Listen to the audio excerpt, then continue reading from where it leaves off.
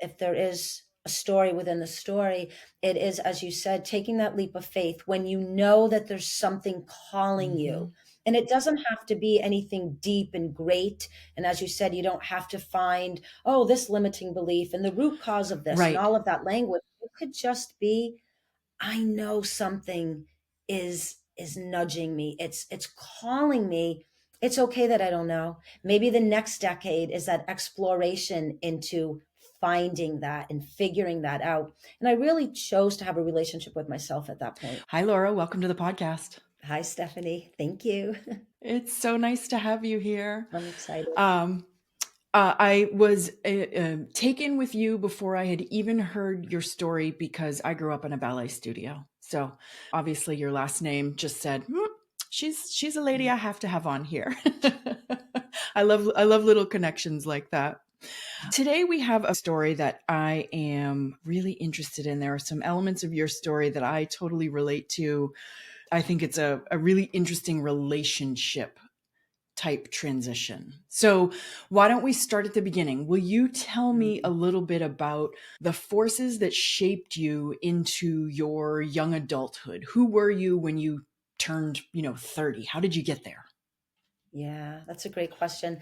And just a side note, I was a ballerina Oh, you until my were? 22 on top of it. Not professionally, of course, but I loved it. I still have my toe shoes. Oh, I think for most of us, but certainly for me, yeah. childhood was not always what I had hoped it could have been. Mm. There were a lot of challenges. I don't usually get in too much into the stories of Mhm. it, but from my grandfather to my father, there were just patterns Mhm. that, for me, looking back, were in place, I believe, to create who I Yeah. have Yeah. become. However, looking back, you do have that feeling of why couldn't it have been Mhm. different? Who could I have been if those experiences were Oh my absent God. from my life? I have those thoughts Yeah, all the time. Who could I have been if I made yeah, this decision? Who could I have been if I made that yes, decision? And you're so right. None of us know the patterns when we're kids. We can only see them in the rear view and in retrospect. And we can only see them if we choose to see them, if we go looking for them, right? So you're exactly right. We don't know the things that shape us, as kids, or the things we think shape us are not truly the guiding forces. So there was some generational stuff happening with through your family. yeah. Okay. What was really unique, and I had shared this with you before, is somehow through all of the challenges, there was this amazing love. Mm. Somehow there was, I just knew it was all going to be okay, but I didn't like the way it was happening. I was very aware at a young age what was right, what was Mhm. wrong, what had a positive energy and what had a negative Oh, okay. energy to it. I really was in tune with that. I also sometimes just sidelined that instinct. But Mhm. again, we were looking back, right, in the wake. I always use a boat Yep. analogy because I love boats. I'm out on boats. When you're driving the boat, it's Yes. forward and a little bit on the sides. It's not in the Right. back. And I think this is part of the human condition. We have this luxury of, as we grow, we get to look back and then, if we're capable, use that look back to help propel us and advance us forward. But when we're going through it, it really does shape us. And I'm a firm believer what's meant to be, what is the way, is what happened. But you can't help that heart kind of feeling of, oh boy, if this just went a bit Yeah. differently, I could have. Yeah. But I think that's the beauty of Yeah. adulthood. Now we can. It's so funny. In my early 20s, I worked for the mayor of Boston, in a Mm, wonderful, wonderful position. I absolutely adored that job. And this was in the mid 90s in Boston. And I kind of just had blinders on and just was sort of doing my own thing. I was also spending a lot of time, partying and having lots of fun and doing social things. So I wasn't, I think, as focused on like building a career or foundations or stepping stones or things like that. But I always remember that right around that time, like the mid to late 90s, was like a massive tech boom in Boston, where there were kids like me who, in the course of a year or two or three, were now millionaires on paper because they went into these startups. And I always wonder, like, if I had just picked my head up and like looked at what was going on in the city. I had the most amazing perch to see what was going on in the city working for the mayor's office. And if I had only left and gone to work at one of those tech firms, I could have done any number of, marketing, communications, any of those things. Who would I have been if I was a millionaire at 28, even if it was just on paper? Um, Yeah. so that is one of my major what ifs that I always think of. But I also know that if I was a millionaire at 28, I would have, I don't know, I would have spun out. It I would have been too know. much. I actually made a decision. A fun side note, I used to model for Petite Oh, Elite way back in the day. John Casablanca, small little division he had there. And I had an opportunity to do something very cool with that industry. And I said oh, no. And I always, yeah, I did, because I was more kind of, I wanted to stay close to hmm, home. I had a boyfriend at the time. hmm, I think, again, going back to that childhood conditioning and what was really on the upfront of what I needed in that moment. And it wasn't to take off and like go over to Europe on my own right. and pursue this. But it's one of those, again, one of those Yeah, moments. If I had the travel, the language, the culture, everything I would have been exposed to back right. then would have certainly shifted, right, the Yeah, trajectory of how really started moving forward in life. But I'm a firm believer, I'll keep saying it, what's meant to be, I right, agree. is. And I think to empower ourselves is to say, okay, let's look back and use that structure of energetic Mm, thinking to now move me forward somewhere where I may still have an opportunity, but I haven't lifted my head up right. yet. And that's kind of how I go through it now. I almost feel like, all right, I can see. I'm not going to let that define me or be the Mm, anchor. I'm going to use that observation now to do something at this point in my yeah. life. Yeah. Que sera, sera, right? Whatever will be, will be. All right. So let's jump forward. So now here you are at sort of adult 1.0, and you're 31 and you meet a figure. Tell me all about it. Yeah, so this was one of those moments in life I still, time has gone by, remember the exact moment of connection. And it was in a very loud, noisy, full nightclub, music and the thumping and all of that activity in your young Yeah. 30s, and you're Hmm. single and you're still open to all the possibilities. And I was walking one way, he was walking another. He actually reached out and physically touched me in just a very gentle kind of, but I knew. And what's really unique about this story is my best friend at the time, Stephanie, was right behind me, didn't see my face, didn't know really the energy because we were Yeah. walking, but she saw him, and she put her hand on the small of my back and she said, "Keep going. He'll find you later." Yeah, because she just knew there was something. She could Yeah. feel something there. And I kind of wanted to move on it Yeah. quickly, but your friends always look at, no, no, no. And I just went about my night, and he did find me later, and we spent 11 years together. Wow. That night, starting that night all the way through. Wow. Okay. Yeah. So you're 31, single, fabulous, out at a club, and tell me about him. Yeah.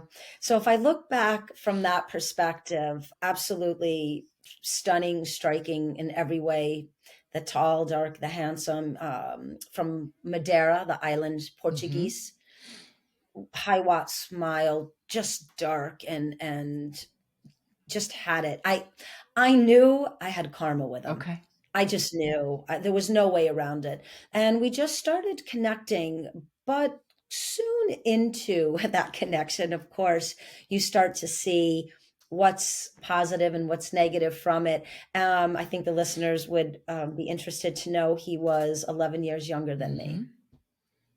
and that thus set up the experience. Right. But because he was very traditional and came from a big family, his mother and father actually came from like 13 Hmm. kids, and they kind of all intermarried. It was a little bit strange, but it's just the way the Portuguese in that time and that particular family was very connected.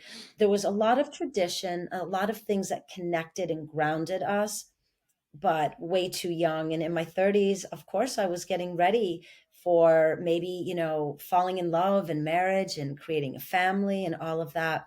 So that kind of pulled that trying to put the round peg in the square hole experience, going through the 30s, leading up into the Yeah, 40s. but when we first spoke, you said that there were some elements about him that were almost a little bit more mature than you would expect, right? He owned a home, he owned a Yeah. business. So, Yeah. and you also told me that you always looked much younger than you actually were. So, and I Yeah. know because I was the same girl. If you're 31 and still out at the bars and the clubs, you probably are a Yeah. little bit younger than your Yeah. chronological age, right? So I think there was probably an element of kind of meeting in the middle there to some extent, wouldn't you say? On those levels, Right, right. yes, and that Yes. was the tradition, the family, the way, I baked, I cooked, he took care of the outside, we had dogs, we had a lot of Yeah. playfulness, he had a power boat and quads and jet skis, and there was a lot of activity. I'm very athletic, and so all of that really, I think, was the hook, Right. right? But at that point in life, we don't really settle into what's beyond the Yeah. hook. And that's where all of the human condition just has a blast with us, because I saw all these touch points that really excited me and made me feel safe and grounded with him. But the depth and the level of maturity on an emotional level or on a spiritual level for me, Right. the way my brain thinks, that's where it started to show its rough spots. Yeah. Yeah. It's so interesting because the boxes that he checked were very concrete and literal. And the boxes that he didn't check were a little bit more nebulous and sort of Yeah. vague and cloudy. And so it's all you can I know from myself as I'm thinking back to some of my relationships, you can convince yourself that here's the important stuff, right? And that stuff's not so important. And I can't even really make myself create a box over there that he doesn't check, right? It's cloudy, it's vague. And so it's so interesting at that age to be able to say, and there's so many good parts about it, right? You Yeah. guys were having Yeah. so We much fun. so much fun, and again, the mix, the alchemy of family life and tradition and holidays, but still, I still knew, I still knew. And I'm gonna, now I'm always thinking about the head up, right? I just kind of had those blinders on because the chemistry was amazing, the fun, the friendships, all of what fit into place. But looking back, I fit more into him, let's say, than Mm, he fitting into what I knew was a life of growth right. and advancement and awareness. I just knew. And this was a pattern, and we go back to the childhood where I sidestepped that aspect of me that was always nudging me, but I got hooked into a look, a style, Yeah. all of the luxury of chemistry and what it produces between a man and a woman for Yeah. me. But I knew, and I was, when you said something just there, it reminded me of walking on the front step, and he was sitting on there, and I came home one day, and this was towards the end of the relationship, and he said something to me, and isn't it funny, that cloudiness, I don't remember what he said, but my answer was, I now realize you're teaching me what it is that I do not Yeah. want. And I remember, and it's decades, and I remember that clear as Right. day. And that was a turning point for Well, me. it's so interesting the clarity that you remember the first moment and then that turning point, right? They're so clear for you. You mentioned the human condition, and I just think that the not trusting our gut, not trusting ourself is part of who we are as adult 1.0, right? We are, it goes back to this concept that I always talk about, the first adulthood and the second adulthood. And this Mm, first adulthood is when you trust other people, you trust people outside of you, you trust parents and teachers and friends and mentors and bosses, and you trust society, right? And societal structures. So that whole concept of the big family and the house and the, you know, the playing house, we'd sort of look back and yeah, call it, yeah, all of that, you can use all of that to convince yourself that this right, is good. And it was good for so long. We know that, right? It just wasn't going to fulfill your heart and soul right. for forever. And my brother, who's so insightful, again, another pivotal memory is we were at my parents' house in Florida and we were celebrating Christmas. And just the way that I flow through that celebration and really wanting him to engage more. And I remember my brother Christopher saying, you know what? This is who he is. Mm, If you don't want this anymore, this is your call because he'll stay, right. but it will be you that will be unhappy.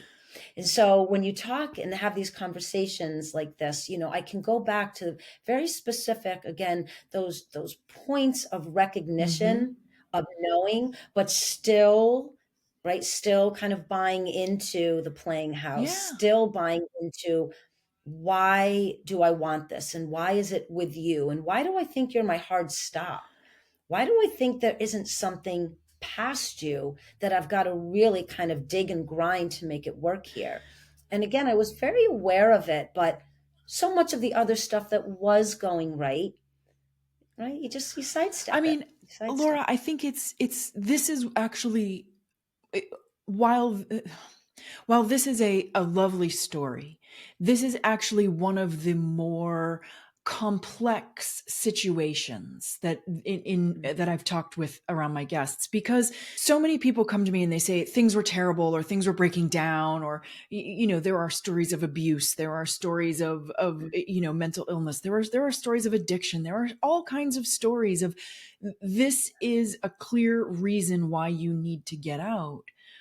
And you're Right. in a different position. You're in a position where another woman standing in your shoes would say, this is it. This is life. This is wonderful. This is everything I've ever wished for, right? You've got Yeah. this handsome, European, beautiful, suave man who loves you and wants to take care of you. And there's a piece of it that I can put my own feet in those shoes and say, who am I to want more? There Right. are other people for whom this would be their dream come true. And so it's so Right. hard to make that decision to throw away something that's by all, by most measures, very, very good. And Right. so there's Right. a leap of faith and a act of courage that Mm. I actually want you to talk about both of those things. Like, how did you Mm. find the courage to, and I know you said you had this understanding of like, you're here to teach me what I don't want, which is a very clear thought, and that's great. But Right. still, how do you find the courage to leave something Yeah. that's good? Yeah. I think I started to look, well, I don't think, I know I started to look at what was not good. Okay. And it was an internal, right? An internal knowing. So as you said, I took the leap of faith, connected with that courageous leader within, and started asking, what is it that's off? Why are you feeling this way? Why are you starting to feel like you're settling? And is it there's something more, or is it that there's just something different? Mm, Is there another part of your life's experience that's calling you that maybe doesn't make sense? That if you do not go for it now, there will be deep regrets, right. or there will be reasons that will show Right. up later.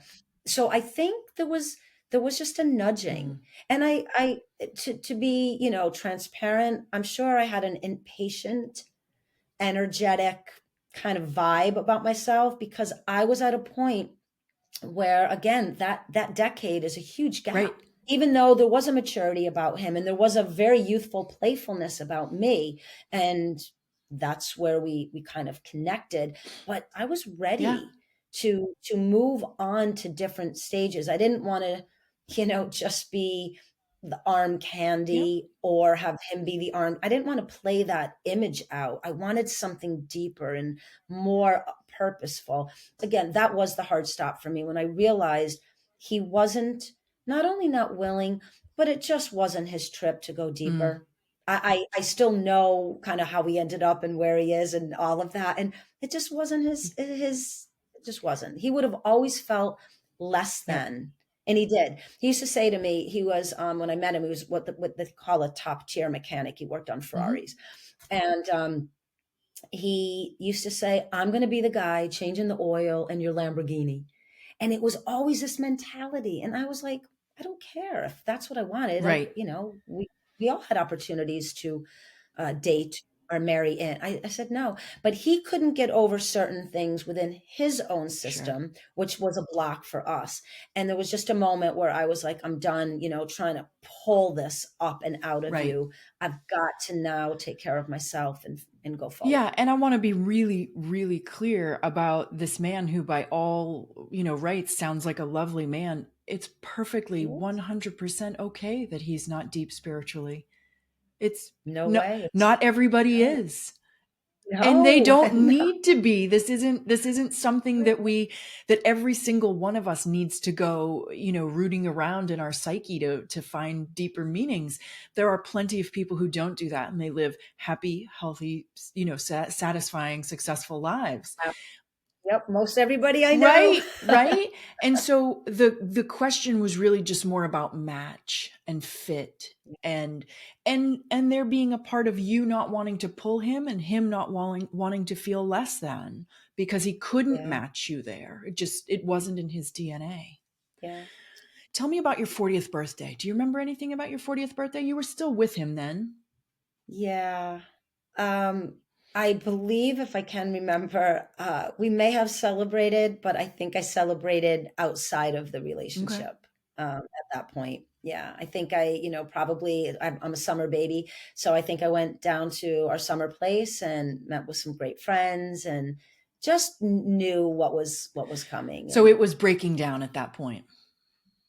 yeah, I wouldn't even, yes, I would say breaking down. For me, it's more, and again, because I look at kind of the written energy or the Hmm. language, the energy behind the language, it was more of just a breaking Yeah. away. I didn't, right? Not a down, that it didn't feel down. It just felt like, if I don't do it Hmm. now, right? If I don't remove myself Yep. now, then Then it'll be what? 10 And years I from was now. Yeah, I would have just Right. stayed, and and just a fun side uplifting note for a moment, I ended up meeting another European gentleman that even blew this out of the water. He's now in my life and my husband with my children and everything. Well, So that that's the that punchline. was that nudge. That's the punchline, Yeah, right? yeah, Is that once you did leave the safety of this relationship, and once you did yeah, take the leap of faith, there was something on the other side of it that was all of that and more. and absolutely. Yeah. Absolutely. And it took a while to get there. And I Sure. think for me, if there is a story within the story, it is, as you said, taking that leap of faith when you know that there's something calling you. Hmm. And it doesn't have to be anything deep and great. And as you said, you don't have to find, oh, this limiting belief and the root cause of this and Right. all of that language. It could just be, I know something is nudging me. It's calling me. It's okay that I don't know. Maybe the next decade is that exploration into finding that and figuring that out. And I really chose to have a relationship with myself at that point. Well, and that's really the interesting thing about this age 40, is that one of the things that is consistent among a lot of the conversations I have with my guests is that things start bubbling up inside of them that are uncomfortable, that are not concrete, right? It's like is this it? Is this all there is? I know there's something else out there.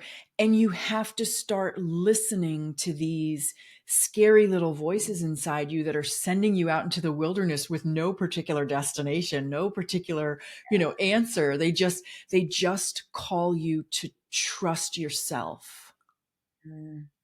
Yeah, absolutely. And for many of us, regardless of how the dynamic looks in the partnerships, that 20 and 30, as you said, it's wrapped around for some of us a fairy tale Mhm. or a projection or a need. We base it all on, I think I'm doing it right. I've gotten married, I've got the kid, I've got the fence, I've got this career.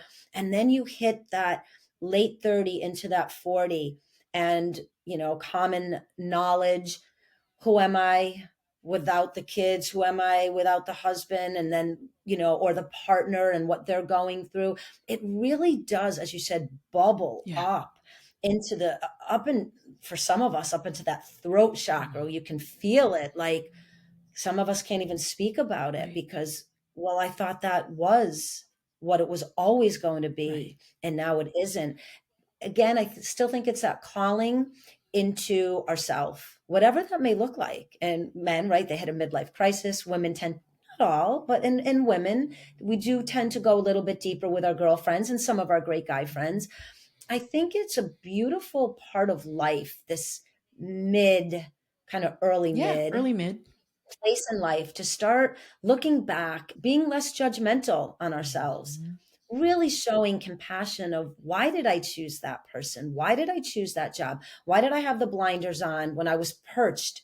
I attracted that. And what did I do with that? All of Right. it. And we almost, it's almost like a universal resting ridge of, okay, you've been through enough. You still have more to go, but this time now that you can give yourself a little bit of leeway, have some elasticity, some fluidity to how you're thinking, how you're feeling. At least for me, that's what the 40s and all of my friends that I talk Mhm. to and clients. And it's, I think it can be a very unique, empowering time of life. Mhm. But like everything, it's around a thought process. And how do we look back?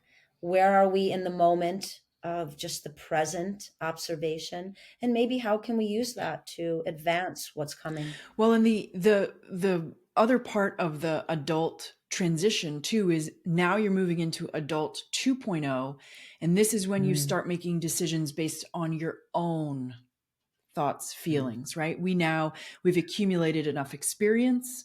We have our own knowledge, our own understanding.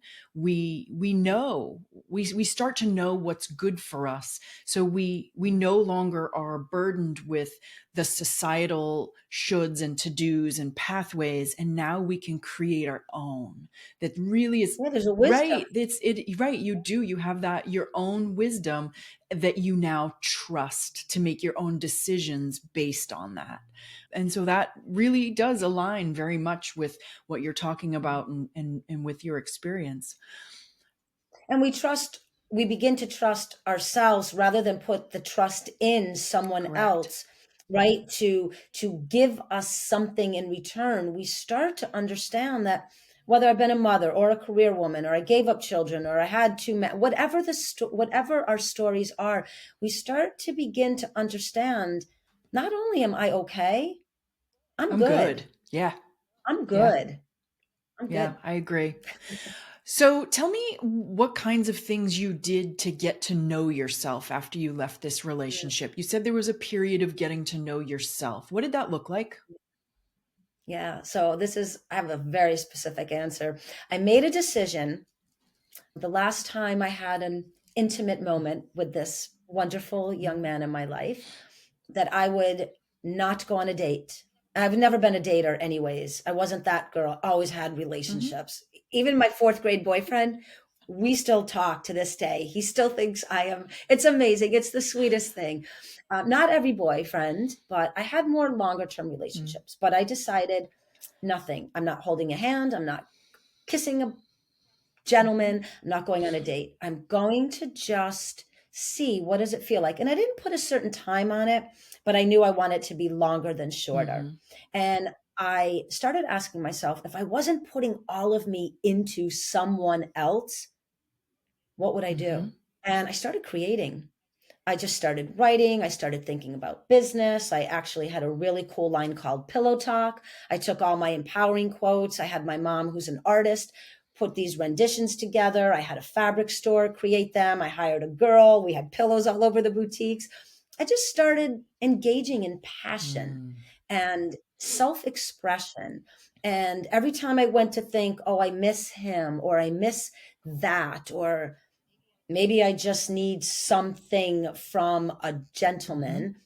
What can I do with that? How can I recalibrate that energy? And I know this is sometimes considered an advanced way of thinking and a more deeper way of thinking, but this is how I went through Mhm. it. And I just kept creating, and I read lots of books and lots of material, and I cooked. And on the moments where, let's say it was a holiday, and my girlfriend and I, who I've known since I was 14, we just brought this up the other day. I would get myself my favorite bottle of champagne and my favorite chocolate dessert, and I'd buy myself flowers, and I would love myself Mm. in that way, and started to figure out, what is it that I really am looking for in someone else that I can't give to myself? And to bring us into modern current times, right? Miley Cyrus, the song Flowers. I can buy myself flowers. I can hold my own hand. I can say things to myself that you will never Right. understand. It's this anthem of, again, I'm pretty self-contained Right. here, and it's starting to feel good. Now, was every moment of it, every day, every week, you know, a Mm. comfort zone? Heck Right. no. But family and friends and the superpower of our girls, the energy and the love. And again, every moment that I felt less courageous, right? I was scared to take that leap of faith. I felt disempowered. That's when I would pull on a book or a journal, or I'd go for a power walk, or I would cook something beautiful. I would keep looking for beauty that reflected what I felt was inside, but I always looked for it in someone else and a Yeah. relationship. And again, I think that's very normal. I think it's very healthy. But for someone like me that was thinking beyond it, and for someone that went through patterns of relationships, it was an important time in my life to start looking at it differently. And I did. Yeah.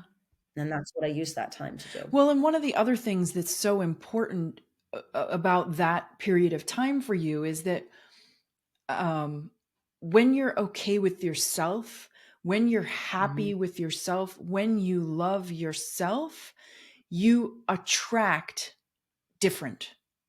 You attract different, right? So for you, your earlier relationship, you attracted almost, right? He was almost. Yeah. He was wonderful, but he wasn't the perfect fit. And so then you took that time to recalibrate not the man you were choosing, not the checklist you were using to choose him, any of those things. You really recalibrated inside and filled yourself up, which meant that when you met somebody else, first of all, you would know immediately whether he was worthwhile to bring Yeah. into your life, right? Because there's a one of these quote posts or memes or something that goes by, and it's something like, you have to be better than I can give myself, right? You have to be better than spending time with myself, because that's pretty darn good. That's so Yeah. true. Yeah. Yeah. Yeah. Yeah. Because again, I even I've said this even now with my amazing husband and my kids. I'm like, look, I could do this in my sleep all day Mhm. long. It's not that I need any one of you little humans to fulfill Right. me anymore. I choose you, Right. and I work at life with you, and I work at empowering our family dynamics. And it's not an egoic, self-centered knowing. It is a well fought, well won Yes. battle for me. And I'll use these words of where I've Yes. arrived. And I don't, need to really garner anything from you. It's just this. this meeting of minds, Right. right? Meeting of energy. And I think all of us know this. It's just how we articulate it and how we express it, whether we're being coached, whether we're talking to our best friend, whether we're having a conversation with our partner. It's, what are you intending in this moment? And it's not about being right and wrong, maybe, trying to be more accurate. It's all these nuances that I've learned. And as you said, when we get to this place, especially in our 40s, and for some of us, there could be a tipping point before, Sure. during, or Right. after, but it seems to be this decade where there's just this assurance. Mm. It's not that you're without challenges, or that it's not that you've let go of tragedy and heartache and hardship, but there's just this very unique way of looking at it differently. And as we had said, you've gained wisdom, you have new insights, new perspectives. You're not as raw and as vulnerable.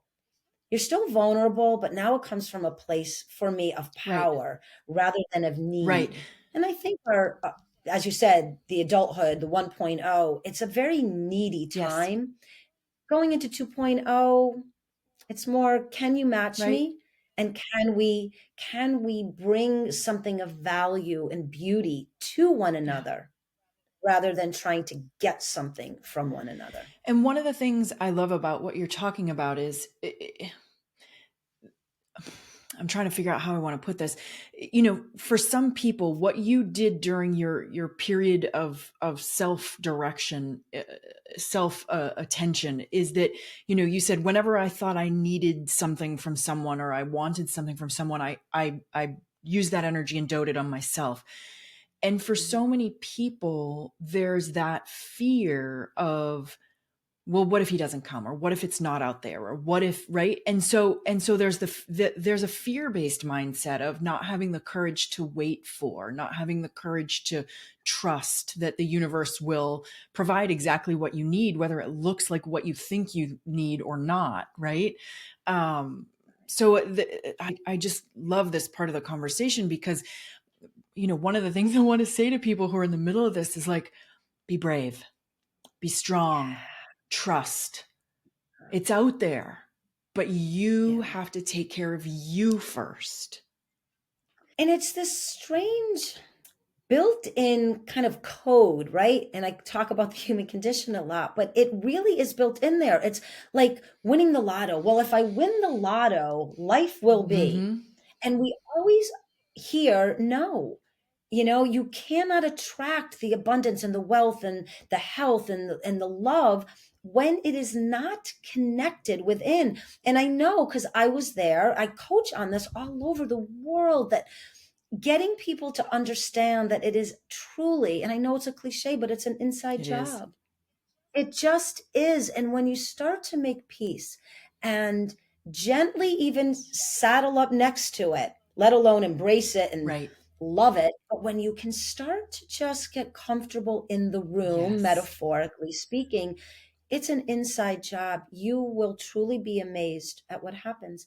It doesn't alleviate life's Right. challenges. My mother is wise and beautiful and energetic, and was married 3 times in her life, and we still talk daily about this. She's still growing and working and evolving, but it's different. And she's in her Mhm. 80s and she's still getting this. So it's not, you're going to think one way, attract one thing, and then it's all just, Right. cotton candy. It's not. It's this consistent checking in and attuning Yes. to, who am I? What do I need? So when I take that last breath, me, no one Mm. else, am I going to be Yeah. okay? Am I going to feel that I was on purpose, that I created some type of unique legacy, whether it's for myself, my family, your church, your community, the world? Where did I place value into the human condition so that it mattered? Mm. And that's really only something an individual can Yeah. answer. And it has nothing to do with how someone loves you or treats you or how sexy everything Right. is or how rich you Right. are. It really doesn't Right. have anything to do with that. So I think, for the listeners, as you said, and I'm doing a global talk on bravery on Sunday. So this is just the synchronicities of what we're exactly talking Right. about.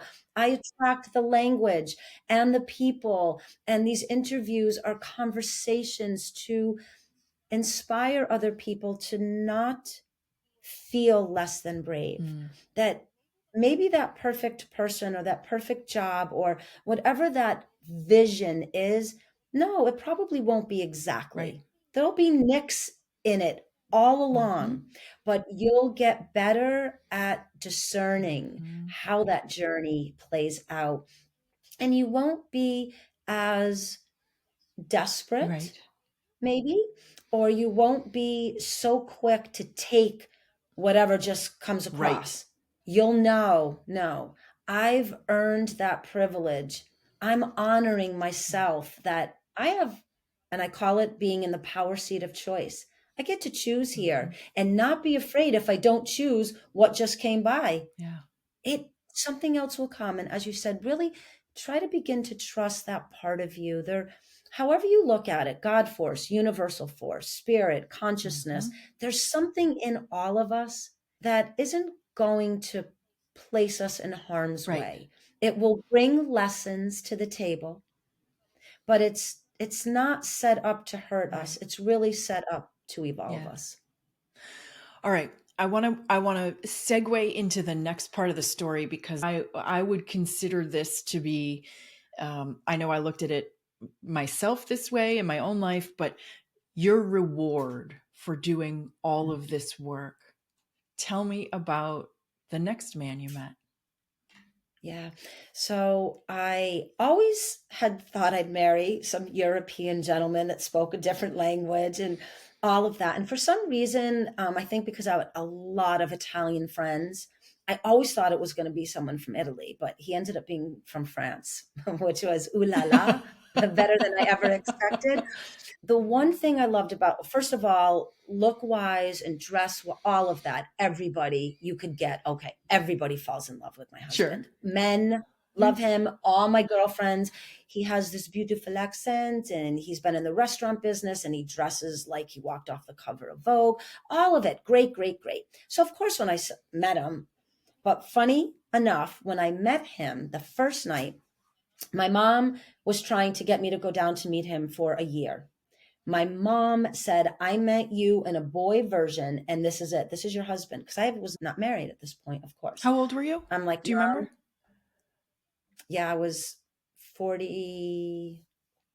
Let's see, we've been together Okay. 42, All right. I think Early 40s. 42, right Yep. around. Was it my was it my 40th or my 41st? Okay. I was in my early Yeah, yeah. 40s.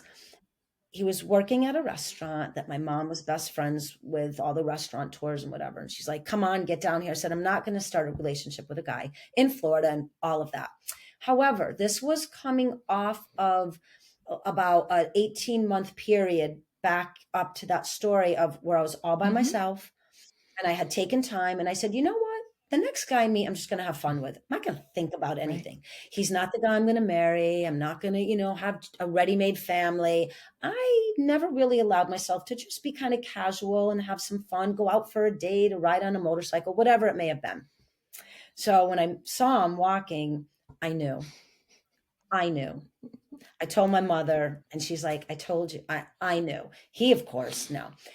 That first moment of connection, I went up and I talked to him, and he knew my mom and my dad. I invited him back to the house later on. We had champagne and strawberries, and we were swimming in the pool, and it was just beautiful. And I knew. And something he said to me not too far into our connection, and this is how I was like, okay, that part of me that grew, that gave myself the opportunity to be brave, to take that leap of faith, to trust that there was something beyond that present condition that I felt so stuck to. He said, I love the way your mind works. I love the way you think. Now, he could have said 10 things Hmm. differently. Oh, you look this way, but blah, blah, blah, all of what he did his whole life. And it could have been that connection. You're hot, you're pretty, Right. you're that, all of Right. it. No. And that was a moment of reward. Mhm. That was me looking at myself through the eyes of, yes, a desire and a partnership and all of what I really wanted to experience. But where it really meant to me, deep down in my heart, was that someone recognized the work that I've done, Mhm. the intelligence that I've acquired by doing the work that I did. Now, a very transparent note to people out there: it's not a perfect fairy tale. We work through things all the time, but it was still that vibe, that energy, that look, that style, whatever it was that maybe that part of me, i.e., the ego, whatever it was that I still needed to hook in. But what was beyond the hook now was the Yeah. depth and the substance. And he had been through a marriage and had two young girls. There was time well spent apart before our connection, so that when we did get together, it started to move more on an intellectual level, more on a purposeful Mhm. level, and on a more grown up Mhm. level, the 2.0 adult Right. relationship. And a cute little note that my daughter Victoria, who was 9 at the time, the second time she met me, we took a walk, and she came back and said, Papa, you need to marry, they call me Lola, you need to marry Lola. That's it. We're done. And it was that it just kind of everybody knew. Yeah. We all kind of knew on some level. And 15 years later, it's again not been without its Yeah. challenges. Raising two girls, they were little when I got them, but it's my family and it's beautiful. And had I not listened, had I Mhm. not taken that courageous, brave leap, because I really loved my first Of love course. very Yeah. deeply. I could have made it Of work course. because I have that in Yes. me. But it's something that I can tell people, that if you're on the fence and you know the difference between fear and excitement deep down under those layers, you know the difference between I'm scared and I need security and I think I should go, Mhm. no matter what I think is blocking me. Those fears are only in place. They're indicators of all the growth that's trying to come to Mhm. you, all the excitement, the good and the bad, the high and the Right. low, the positive and the negative. But having a partner that you can speak to and work through things, that for me was the hard stop with my first love Right. that brought me to this more mature love. Right. Everything you ever wanted was on the other side of that growth. Everything. Yeah. And now I'm in this, and we won't talk about this in this podcast, but now almost the 3.0 Right. is coming. Right. Right. Right. Right? The family, the girls, my first one moved out, my second one's getting Yeah. ready. I'm very fortunate. My husband and I love to travel. We really enjoy a certain aspect of life together. We're not out, on power boats anymore and quads, but we ski and we have a place on the shore. And so we just have a love of life and family and friends. And I think what I'm trying to say is, for someone listening, what you value, and what is important to you, don't compromise that. It's in us. We know this. Even if people have thrown shade on it, even if somebody really messed it up on us, you know it. Trust that. Maybe it won't look exactly the way you always had dreamed or hoped it would, but it will be some amazing variation, because you will grow into this very smart, very well thought out human Yeah. being, and you will know what vehicle to get into and what vehicle to let just drive right on by Right. you. And it will start matching, I think, that potential and that, again, kind of that envision of what we want our lives to look like. Give yourself credit and have faith in who you are, and have faith in what your mind and your body and your consciousness is all kind of feeling, and go for it. Yeah. It goes by fast, so go It for does it. go by fast. I have one last question for you.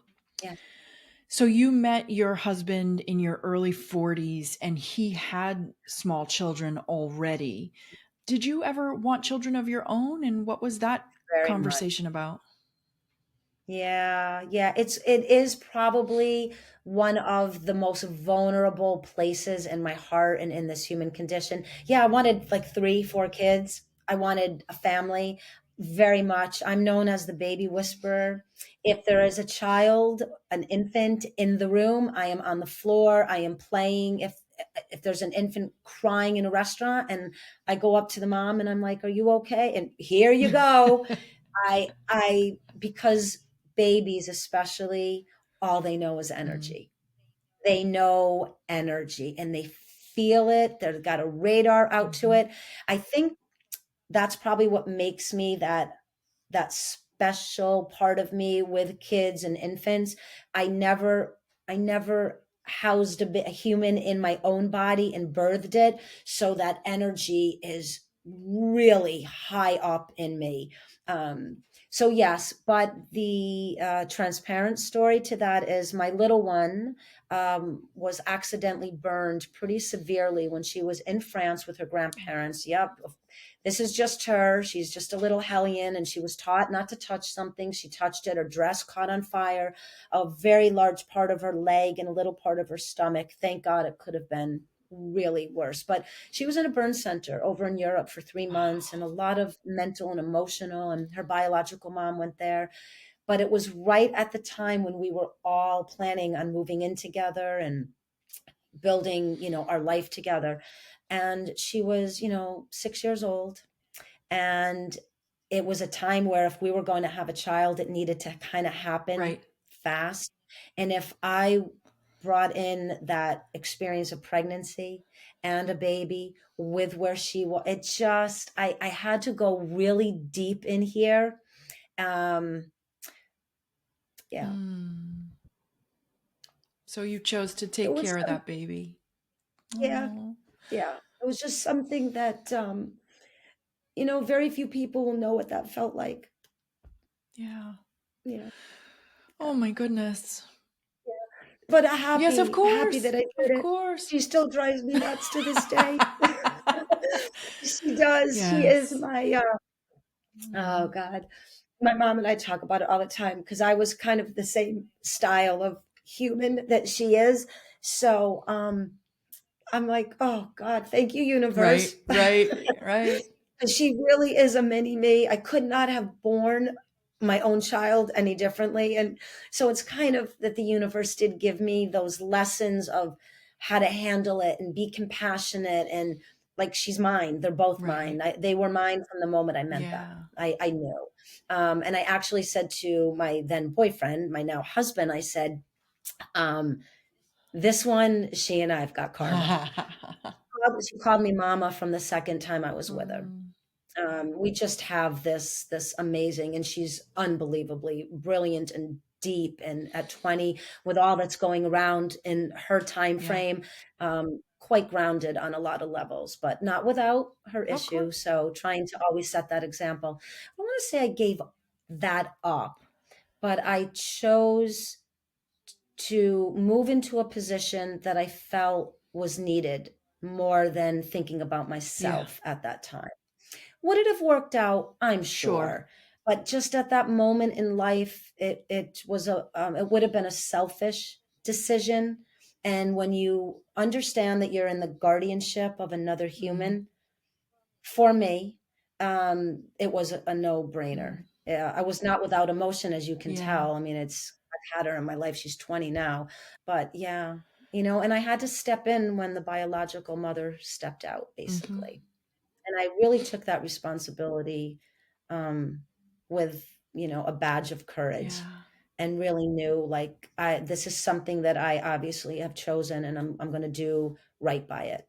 And I feel pretty good. I've raised some pretty unique humans, so I feel good. that's amazing. Your story is so touching, Laura.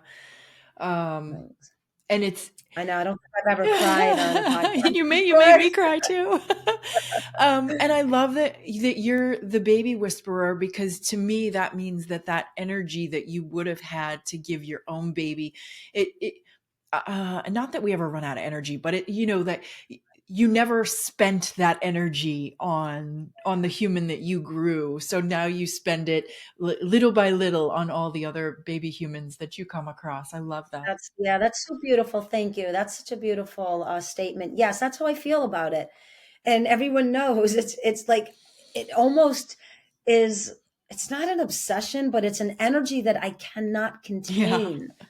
If I see them, I'm Yeah. there. I'm like, and they do, they'll look and I'll be like, I see you. And they'll look, and even my husband will be like, they hear you. Yeah. Like, it's like you're connected to them and they don't know what you're saying. I'm like, they feel it. Yeah.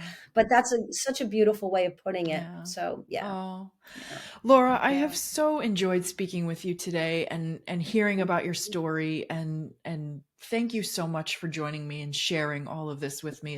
It's a beautiful story. Yeah, wonderful. This is really one of my favorite um, times that I've spent with someone because there's interviews that are really fabulous, but this really was a conversation with a friend, and that's how it fell. And I hope that when it goes out, that is how someone really receives this, that two more friends are just joining you and all is possible, and just love yourself first because then it all falls into place. It does. Yeah. So thank Thank you. It was an honor. Thank you.